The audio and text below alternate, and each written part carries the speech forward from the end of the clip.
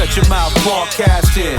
First round draft pick. Believe we got stats, kid. Quarterback sacking, 100-yard dashing. So tap in for the action. What teams got traction? What teams are losing? Franchises ruined. Fans in the stand booing. Playing. Welcome to the Sim Podcast Show. I'm your co-host, Eric, and I'm always joined by my co-host, Ron. What up, Ron? What's going on? You know what we do? Every week we talk about the National Football League. If that's the kind of thing you're interested to, go ahead and subscribe. Otherwise, keep it moving. All right, Ron. We just had week number 8. But before we move into the week number 8, let's talk about the trades that's been happening. And then we'll get into week 8, and then we'll get into week 9. So, Ron, tell me, what's going on with these trades? Big moves, man. I think we all expected, most people expected a quiet Tuesday at the trade deadline, and it's been nothing but a bunch of moves. Teams that are in the mix, trying to make a run for the playoffs, or in the playoffs, or trading to boost their teams up. And then you got some other teams that are probably in a sell mode, like Detroit, Chicago to a certain extent, looking to trade out. I want to start with your team. They traded Claypool to the Bears. What happened? Why do you think this made Chase Claypool go? Well, there have been reports of him being traded since the offseason. I think it was just a matter of we had too many receivers. Coming into the season, I think I've talked about this a lot, even with Calvin Austin going down.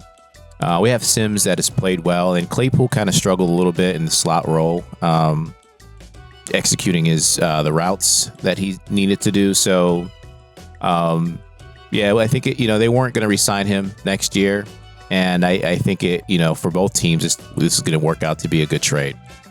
I can't believe we got a second round pick for him. I think a lot of people are surprised at. But I honestly think that he wasn't playing to his potential. I think he's going to have a pretty decent career there in Chicago. Because was he chosen on the first round? Second round. Mm-hmm. So you pretty much got value for value. Yeah. The other trade, the Lions tight end Hockenson to the Vikings.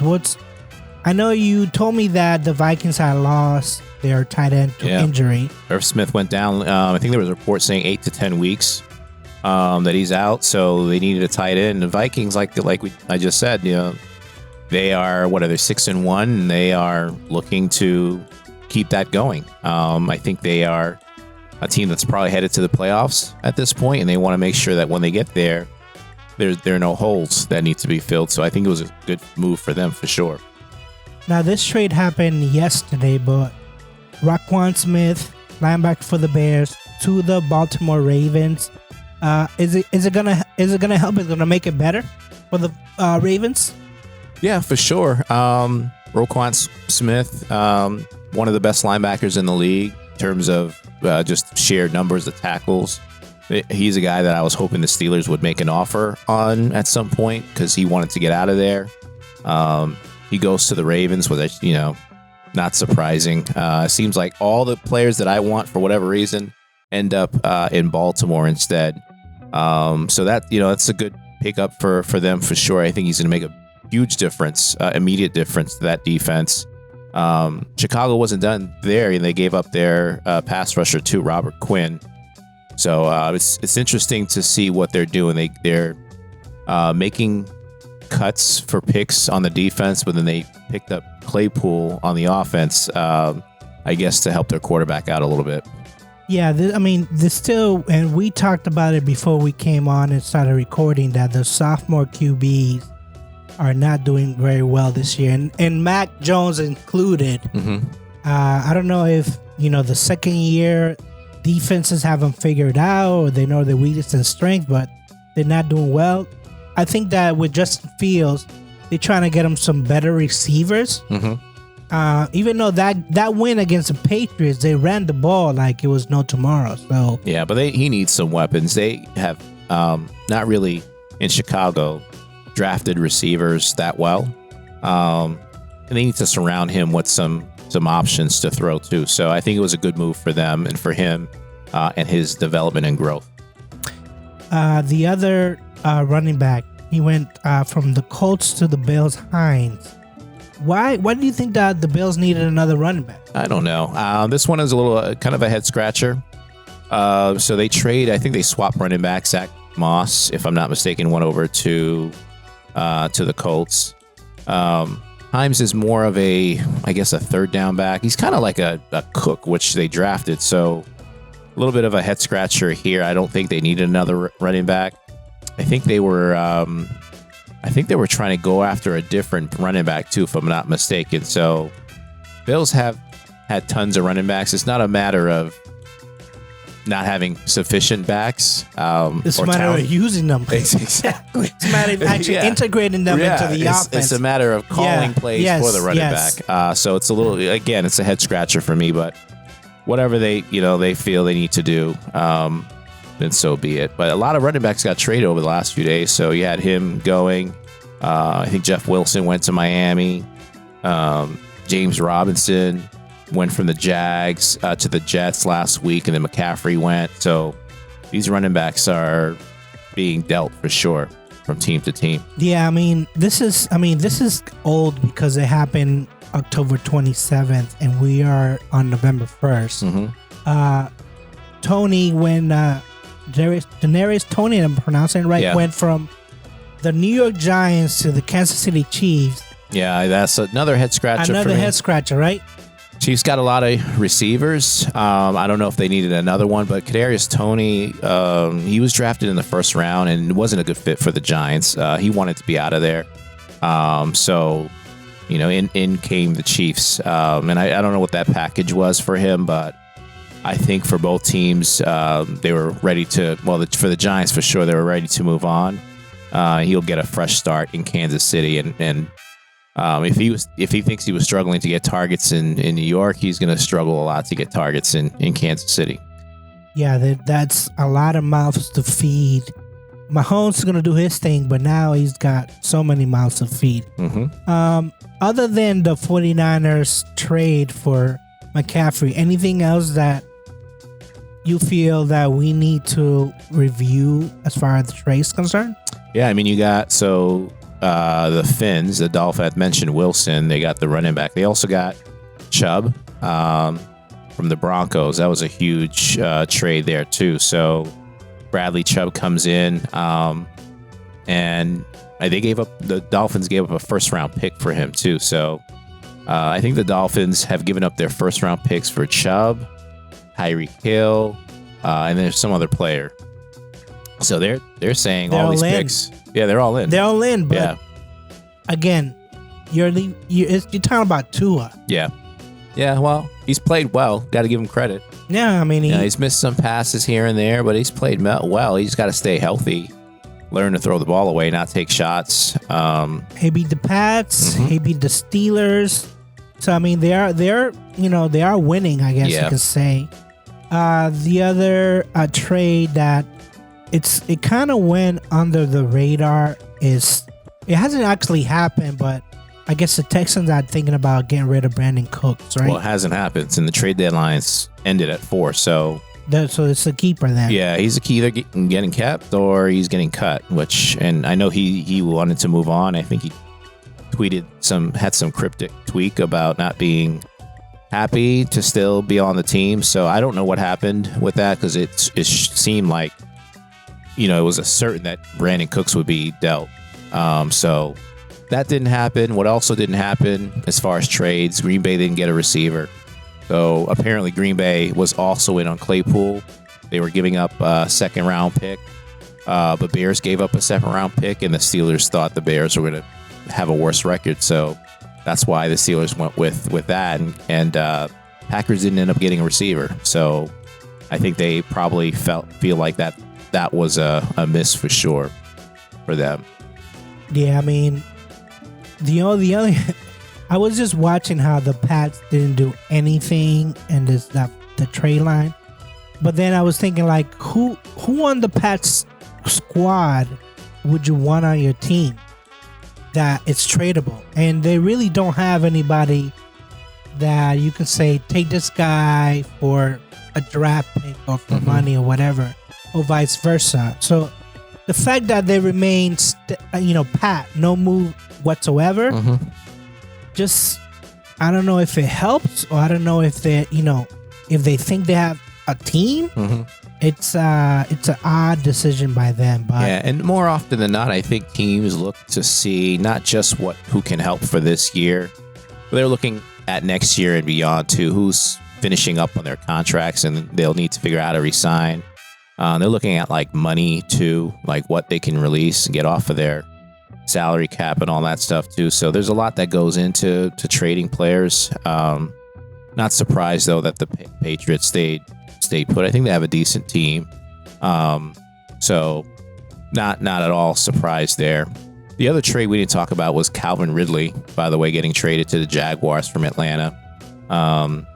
He's someone that's suspended for gambling on football, suspended indefinitely. So I don't know. I know he's missing this entire season. I don't know if he's able to play next year, but he got traded to the Jags.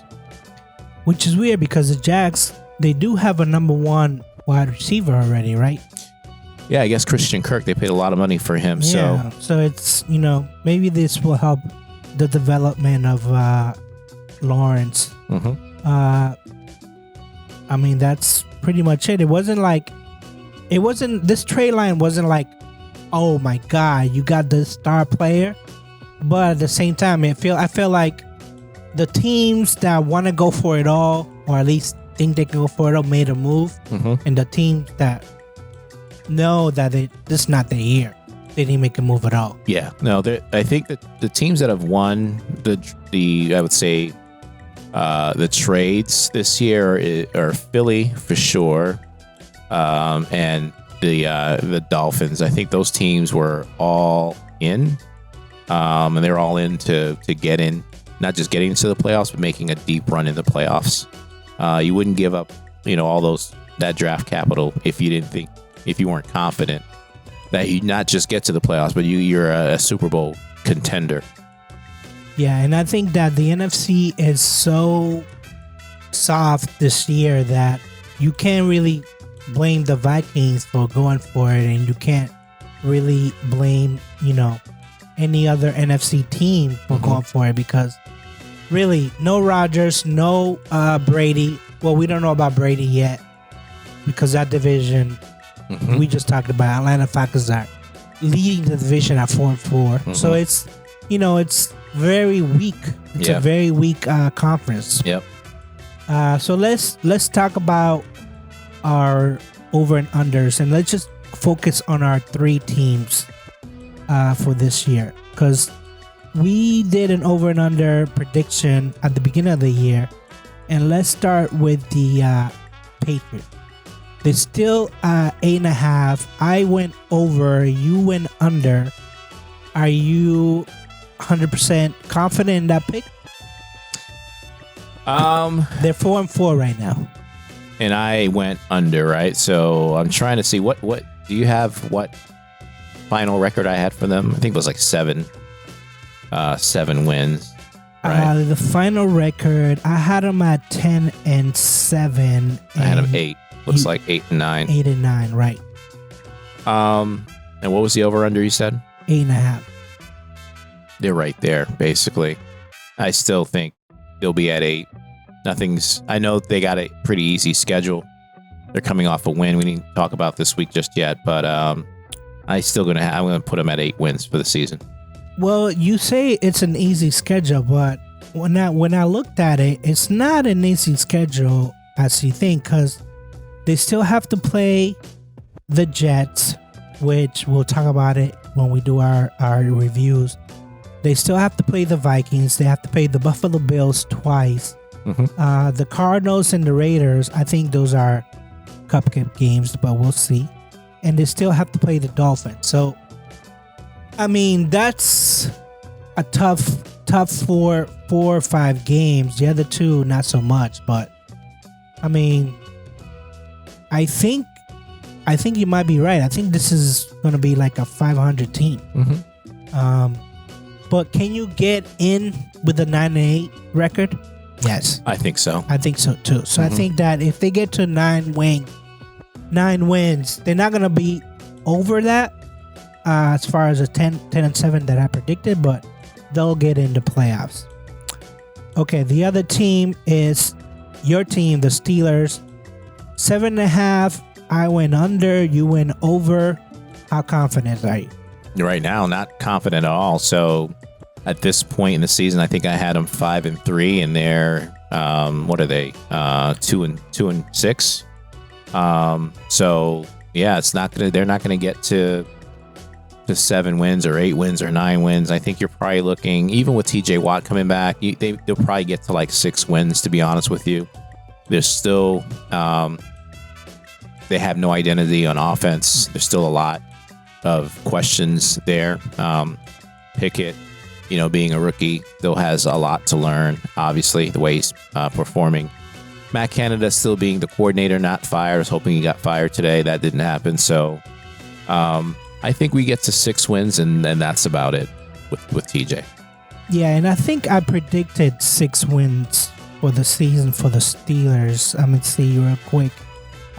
No, I actually predicted 7 wins for them. So, it depends on TJ Watt. If TJ Watt wants to come back and play for this team and, sack and all that stuff. But again, you're not going to do it averaging 10 points a game. Just not.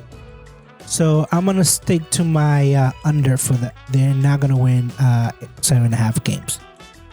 The other team is the Tampa Bay Buccaneers. 11.5. I went over. You went under. They're currently sitting there at 3-5. Is that right? Let's see. They are at 3-5. And interestingly, I had them at 3-5. Just looking back at what I had for this year in terms of like the schedule, I had them at 3-5, and then I had them losing this week. So starting off 3-6, I said they'd start slow and finish strong. Finish out at 10-7, still being under that 11-point over under. I don't know if they're going to finish strong anymore. They don't look. I don't know. They just don't look like themselves at all. I don't think they're going to be able to turn it around like they did last year and the year before that. Now that the division is extremely weak, so they can still make it into the playoffs with like 8 or 9 wins. It looks like, but they're not getting to 10. I don't think. Yeah, I had them at 5-3 at the break of the bye week for them, anyways. It looks like they're not gonna make that. There's still one game to go against Seattle. No, November 6th. So they still got one game to go against Los Angeles Rams, and the Rams are not looking good either. So, and I gave them a loss in that game, but then again, I'm not even going to change that. I think that they still lose that game. Yeah, and then they got Seattle after that. And Seattle's looking good. Yeah. They're definitely not going to win 13 games, and I'm not even sure about the division anymore. Yeah.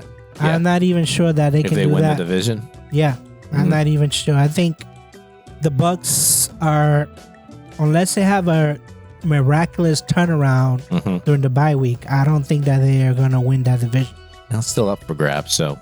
I think that Arthur Smith has finally figured out how to use Mariota. And even though his defense is not great, I think he can get by scoring points. And that's the MO with the Atlanta Falcons, is that they can score a lot of points. So if they can outscore the Saints and they can outscore Carolina, and they can definitely outscore the Bucs, because they sure not averaging 30 points like they did last year. Yeah. So basically, so far, the only one that's a big letdown has been the Bucs. But then you and I, we differ on the Bucs, and then we differ on the Steelers. But we know that the Steelers not gonna make it. So do you think the Bucs are a playoff team? Yeah, I think they're going to make it. Yeah? They make it the division, or they make it in the playoff? They make it into the playoffs. Just because the division is terrible, they'll probably be right around 500 or just under 500 and still make it somehow. Yeah, I mean, this whole thing about parity and giving them an extra playoff slot, I don't know if that was a good idea. Mm-hmm. I don't know if you want bad teams in the playoffs just to say, oh yeah, we made it into the playoffs. Yeah. I just feel like that is a very, very bad idea. All right, let's go into week number 8 review because... Hey, before we get there, any surprises you think you want to talk about at the midway point? I mean, which conference do you want to talk about? Because I feel like NFC has a lot of surprises. AFC has a lot of letdowns. Yeah, AFC, I guess the letdown for me would probably be the Raiders at 2-5. That's the biggest letdown. And then the Steelers, obviously, at 2-6. But outside of those two teams, the Jets are 5-3 and playing well. That's a little bit of a surprise. But outside of those three teams, the rest is pretty much falling to what I had expected, I think, from the AFC. The biggest surprises, to your point, has been in the NFC. With the Giants being 6-2, I think we had them at like 5 wins or something like that. Yeah, I mean, the AFC is turning out exactly how I predicted. Mm-hmm. First-year coaches are not going to get a lot of victories. Raiders, Jaguars, even though Miami is kind of like changing that, but I don't know how long that's going to last with Tua. NFC, tons of surprises. You know me, New York Giants, I mean, who would ever predicted that? Yeah. Minnesota Vikings. They're 6-1 right now. They're almost with the Eagles. They're unbeatable. And then, Seattle Seahawks. I mean, come on. Geno Smith. Yeah. We were talking about how he should retire. Why are you even playing Geno Smith? Yeah. And he's talking about flat earth and I didn't write back and all this stuff. I mean, I would say that the biggest letdown in the NFC is the LA Rams. Yeah. Because they just won the Super Bowl and it's almost exactly the same team. The only difference is OBJ is not there. I know Stafford is hurt, but I mean, Cup is hurt too now, right? Yeah. Well, so we'll see how injured he is. I don't think we've seen a report just yet, but that'll be huge. But they're 3-4 right now. They're not completely out of it yet. But yeah, I think if you were to say the Seahawks would be a couple games in front of them midway point in the season, I think we'd all be surprised. I mean, they have the second worst point differential in the NFC. They're minus 39 points. They're just one above the Detroit Lions, who are minus 52. But I mean, that is a horrible defense. So I don't know if they can turn this around because I don't know if their defense is any good. I don't know if the 49ers just smacked them last week. Mm-hmm. So it's just I don't know if they can turn it around. Yeah, it's just disappointing. I would hate to be LA Rams fan right now. You still, who did you have in the Super Bowl? So in the Super Bowl, I had the Chiefs and the Bucks. And from what I'm seeing right now, the Bucks are not going to make it to the Super Bowl. I think it's going to be either the Eagles or the Vikings making it to the Super Bowl. Mm-hmm. I still want to stick to the Chiefs winning. Yeah. So I had the Eagles. I thought they were going to be this good. They were all in from the off season. So I thought they would make a run and get to the Super Bowl. And then I had the Bills. And the Bills, I think they're one of the best teams. I still think that they can beat just about every team if they play their absolute best. So I think feel pretty good about both of those teams. Bills. Well, I don't think the Eagles are going to have it easy. Regardless of them being undefeated, they can't sleep on teams in their division just yet. The Cowboys seem to be playing well. The Giants don't have a lot, but the Giants are at 6-2. Can have one of those games, where they knock you out. So the schedule is so easy. Mm-hmm. You can see them being, in the number 3 or number 4 spot when it comes to the playoffs. Yeah. As far as ranking, I mean, obviously the division's winner gets first dibs, but I can see them being like, I don't see them having a home game, but I can see them winning away game. Yeah. They might sneak one and beat some team they're not supposed to in the playoffs. Exactly. Yeah. So nothing's going to be easy, but I feel pretty confident about those two teams. I'm not surprised there at all. I am surprised about the Bucks. Even though I said they start off slow, I'm surprised how poorly they're playing, and doesn't look like they might compete. We'll see how the rest of the season goes for sure. That surprises me. But outside of that, I think we still got a lot of football left. Still, things can change completely. And who knows? Maybe Bucks turn it around. They end up in the Super Bowl, like you said. Who knows? I mean, we can dream, right? We can dream if the Brady finalizes a divorce and all that stuff. Yeah. It finally gets back to football, thinking about football at the time. Yeah. Yeah. So that's our mid-season review. Next week we'll do our awards really quick if we need to change anything, or we're gonna stay with our picks. But let's move on to week number 8. So the Steelers against the Eagles, they got annihilated. Ron, what did you feel like this team did wrong? Everything. We didn't do anything right at all. We couldn't run the ball outside of a couple draw plays. We couldn't pass protect. Kenny Pickett took a lot of shots. He didn't play well, missed some throws, missed some reads. Defensively, we gave up the big play multiple times. A.J. Brown killed us for 3 huge touchdown throws. When we were in position to make a play, we just couldn't do it. Nothing went well this game. It was disappointing for sure. I thought after the game, heading into a bye week, this would be a perfect opportunity for us to make a change with our coordinator. It hasn't happened yet.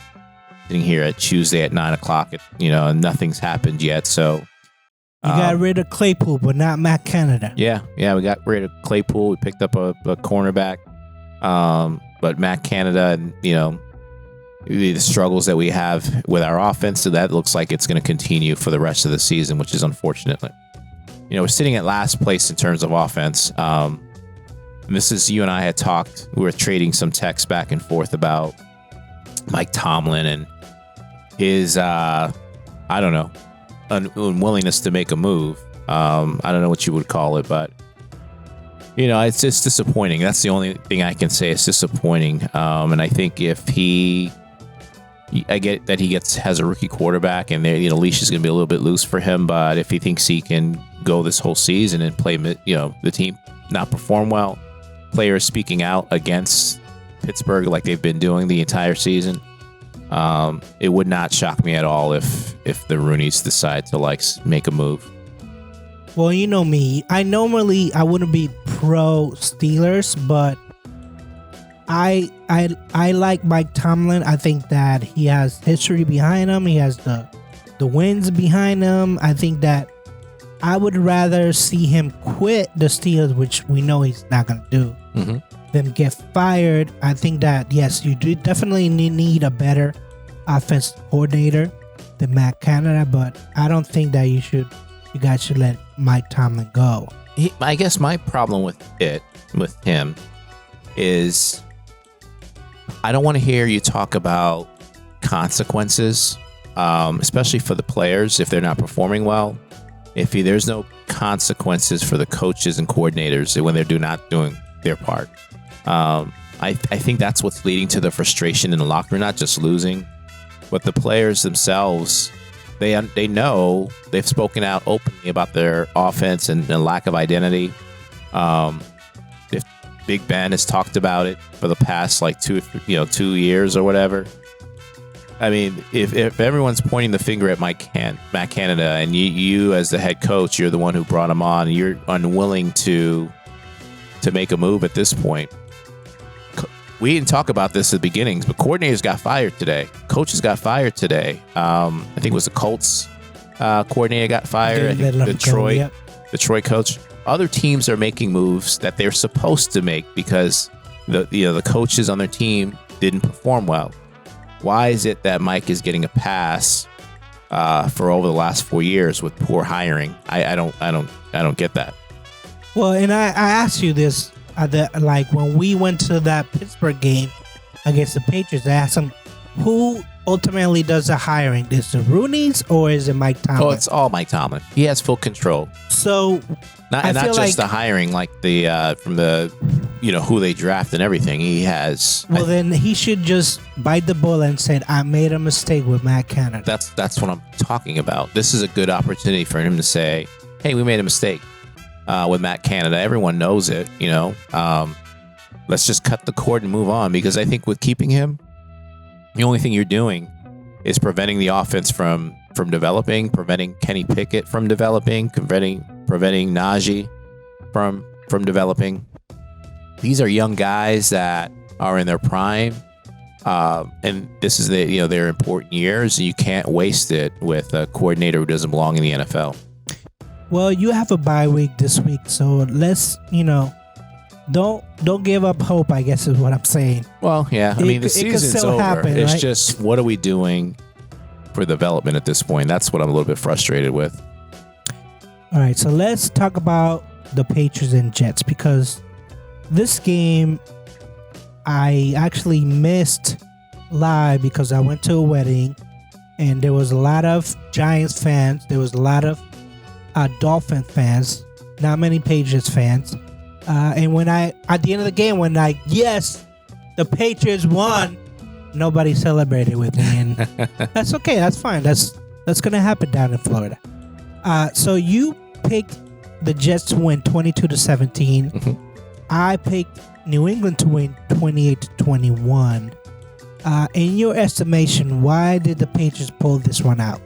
I had the score right? Just the teams reversed. 3 interceptions by Zach Wilson. Again, I don't, one week he looks okay. Next week, he got all these turnovers. And I'll go back to what I've been saying repeatedly about NFL teams and the way they scout quarterbacks. Most teams, I'd say like 90% of the team have no idea what they're doing. If they did, you wouldn't see Zach Wilson being one of the top quarterbacks picked. You wouldn't see the kid in San Francisco being one of the top quarterback picked.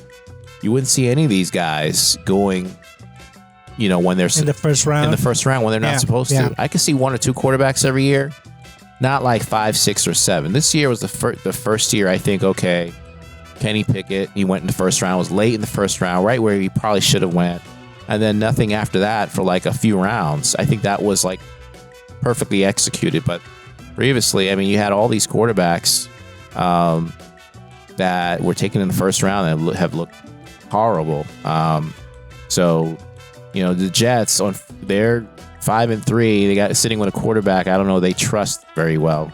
And I didn't get to watch a lot of this game at all. I was really focused on the Steelers, but this was a big game, I think, for the Jets, and a big game for the Patriots too. Obviously, they're getting back on track now at 4-4, and big game for Mac Jones. I'm glad, honestly, personally, that Mac played pretty well, so we can kind of hopefully end any conversation about quarterback controversy. Maybe he hasn't done it just yet because he was okay, but I don't want to hear any more about Zappy and Mac Jones.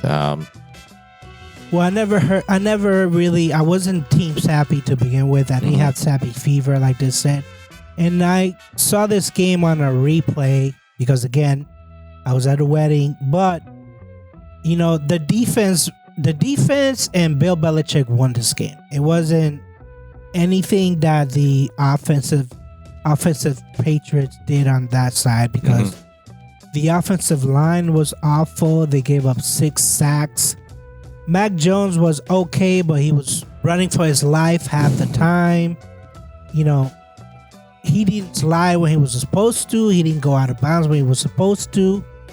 The only bright spot that I saw was Ramondre Stevenson. I mean, that guy is a stud. And apparently now he can catch the ball out of the backfield.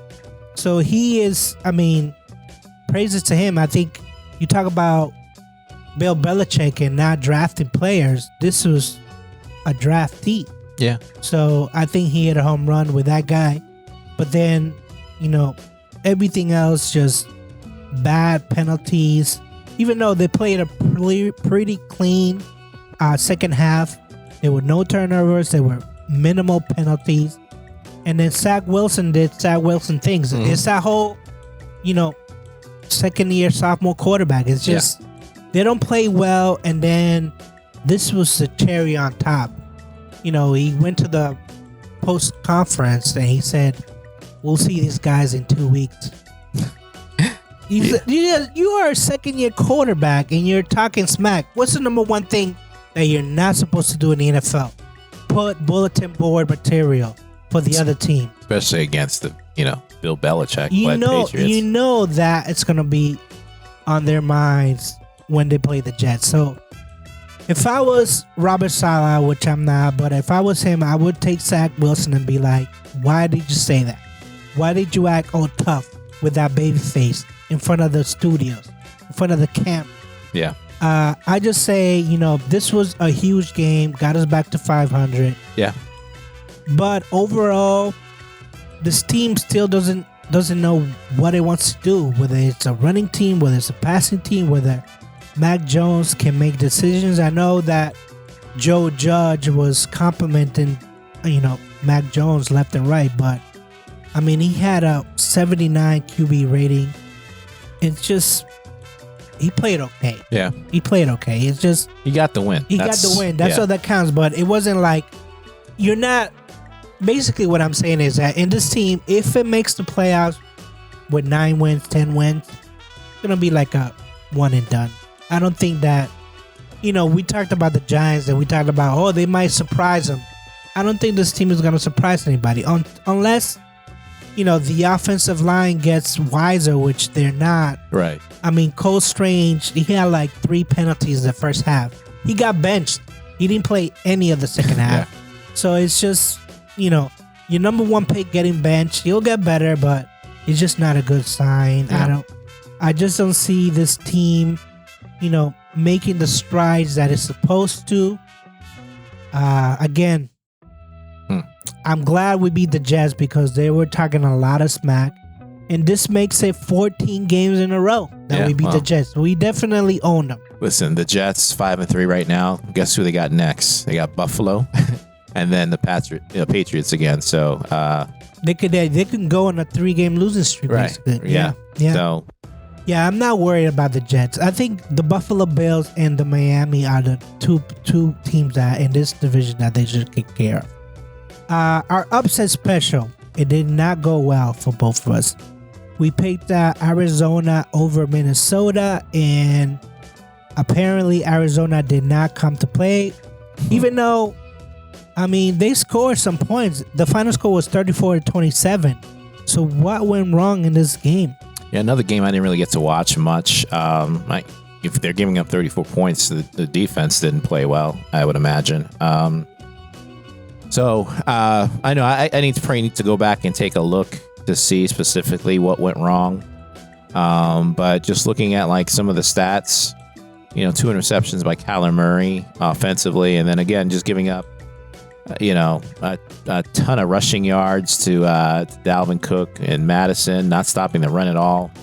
Kirk Cousins looked pretty good, throwing the ball too. Didn't look like Cardinals played any defense apparently. No, this was not an upset special. This was a upset not special because Arizona is, usually at home, Arizona is not that good, and on the road they're better. But on the road, that's horrible. They're 2-2, 3-5 overall. It's just, I don't know. Should we give up on Kyler Murray? Do you think Arizona is a playoff team? What's their record right now? It's 3-5. I'm not going to give up on them just yet because Hopkins is, he's back now looking like his old self. So we'll see. And their offense, they're scoring, right? It's just, can they fix their defense? I'm not going to give up on them just yet. I'm gonna throw the flag on them. I'm gonna give up on them because I think that division, Seattle is good, the San Francisco is good. I don't think Arizona can beat those two teams. So I'm giving up on them. I'm giving up on them and the Rams. I don't think they're that good. So let's go on to week number 9. The Pittsburgh Steelers are not gonna play this week. So you should be happy about that. But the Bucs are playing. The Bucs are playing the LA Rams. Ron, what did you give them the predictions? Final score. All right. So the Bucs favored by 3, over under 43 right now. I have the Bucs losing 24-20. So slightly going over. But the Rams winning. See, I went the other way. I actually don't think that they're going to make 43 points. I don't think the Rams can score a lot of points. I think the Bucs might win this. I know initially I gave them a loss, but I think that they're going to win 21-13. I think this is a road game or a home game? I don't know, but I think the other big thing is going to be the health of Cooper Kupp, right? Rams probably have no chance if Kupp is not playing. Yeah, and I don't think Stafford is 100%. I think that he's going out there and he's being, the superhero and he's playing to the pain. But yeah, this is actually at home. It's in Tampa. I don't know if that matters really that much, but I think that they'll pull this game off. I think that the defense is going to show up and actually stop the Rams. That's why I give them 13 points. The other game is the Indianapolis Colts at New England Patriots. The Patriots are favored by 5.5. What did you give them, Ron? Yeah, so I got the Patriots scoring 24, Colts 17. So Patriots continuing their win streak. I think the Colts benched Matt Ryan and went to Ettinger, I think his name is. Patriots, if they're a decent team, they got to be able to beat the Colts. Yeah, I give them a 17-21 with the Patriots on top. I think this is going to be a closer game. I don't know what you'll get out of Mac Jones. I feel like he's the train that could, but it's like, what are you getting out of him? So are you moving? Are they going to move on from him then? At some point? I think that this is kind of like an experimental year. It's like development year. It's like, Mac Jones, can we like take you let you take risks? Can you like make a long throw? Can you it's? I think his decision making is okay, but whether or not he can make those throws, whether or not he can pick out good receivers. Again, Bill Belichick doesn't need a superstar to be a QB. I think that he's trying to be one, but all you have to do is manage the game. Right. Oh, you don't have to be a superstar. Yeah. And I think that with Sappy, the thing that the crowd love, New England love about Sappy is that he wasn't trying to do too much. Oh, that guy was open, let me hit him. Oh, the running back's open, let me hit him. I think Mac Jones is trying to do too much. So, again, I think this is going to be a low-scoring game. I think it's going to be they're going to go under the 40.5. But they should still win this game, 21-17. What did you pick for your upset special? This one was tough. Not a lot of teams favored by like 3.5 area. I think it was either like really close or you had some huge spreads. I went with the Green Bay Detroit games in Detroit. Green Bay favored by 3.5. Over under 49. I went with Detroit winning 23-20. I went with Carolina over Cincinnati 24-21 because Cincinnati looked bad against the Browns. I mean, they looked horrible. The offensive line looked horrible. I think Carolina has a decent defense. I don't know if it's as good as the Browns, but this Cincinnati team doesn't impress me. I feel like Joe Burrows is a stud. The receivers are studs, but again, what good is it passing if you're on the ground? Yeah, so Cincinnati, I mean, I think this is a mirror image of how they played last year. There was nothing really impressive with them during the season, right? It was just like they made it to the playoffs, and then all of a sudden, like the light bulb went off and they clicked. They're an average team, and I've been saying this for a while. You know, I think they're a good team, but not necessarily anything special. So yeah, I can see that upset happening. I say the same thing for Green Bay too. Green Bay, it wouldn't shock me with all the stuff that's going on with their offense, especially now that they weren't able to get a receiver. With the trade deadline here, it would not shock me with that if they lose to Detroit. It wouldn't shock me, but Detroit's defense is so bad. I mean, I can see them actually going on the over because their defense is so bad. It's just, again, that's gonna be, Green Bay is playing so bad that maybe they need Detroit to like freshen up, to like. Oh, be careful what you wish for. Detroit put up 27 points this week against the Dolphins, so you gotta be careful, with what you wish for. And Goff actually looked pretty decent in that game. So, well, he plays better when he's at home, and this is a home game, right? I think so. Yeah, I think this is home. So he plays better when he's under the roof and there's no natural elements affecting him. So yeah, that's going to be our upset special for the week. The other thing that I did was I did our mid-season scoring total for the year. And you're actually up by 1.18 to 17. You have a 600 winning percentage and I have a 560. So we're pretty neck and neck there, right? Yeah, I think we've done a pretty good job calling or making our picks for the year.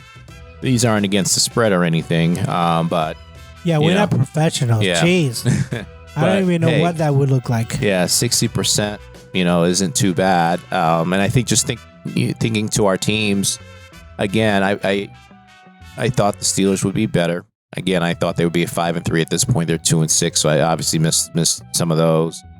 But Tampa is what I had expected them to be, in terms of their record this time of year. And the Patriots are, for the most part, are where I thought they would be beginning of the year. So, yeah, I think that's pretty good. I mean, I know when I was doing this up, when I was adding all the scores, you actually took a goose egg on week number 7, and that's the week that you double dip.